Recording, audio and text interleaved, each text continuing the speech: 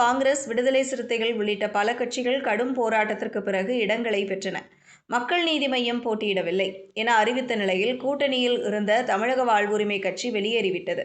அதே நேரத்தில் எதிர்முகமாக அதிமுகவில் பாஜக, பாட்டாளி மக்கள் கட்சி, இந்திய ஜனநாயக கட்சி, தமிழ் மாநில காங்கிரஸ் உள்ளிட்ட சில கட்சிகள் இருக்கின்றன.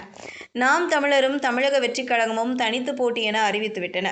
தற்போதைய சூழலில் நாம் தமிழர் தனித்து போட்டி என்பதால் வேட்பாளர்களை அறிவித்துவிட்டு பிரச்சாரத்தை தொடங்கிவிட்டார் சீமான். தமிழக வெற்றிக் கழகத்தை பொறுத்தவரை விஜய் நாளைதான் வேட்பாளர்களை அறிவிப்பார் எனவும், நாளை மறுநாள் முதல் பிரச்சாரத்தை தொடங்குவார் எனவும் அறிவிக்கப்பட்டிருக்கிறது. இது ஒருபுறம் இருக்க, இந்த ரேஸில் முன்னணியில் இருப்பது எடப்பாடி பழனிசாமி தான்.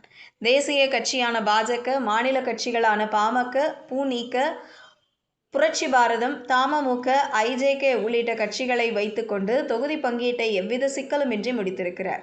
பாஜகவுக்கு 27, பாமகவுக்கு 17, அமமுகவுக்கு 11 என கூட்டணி பேச்சுவார்த்தை இறுதி செய்யப்பட்டதோடு எந்தெந்த தொகுதிகளில் போட்டி என்பதையும் அறிவித்துவிட்டார்.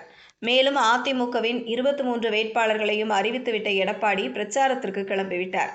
ஆனால்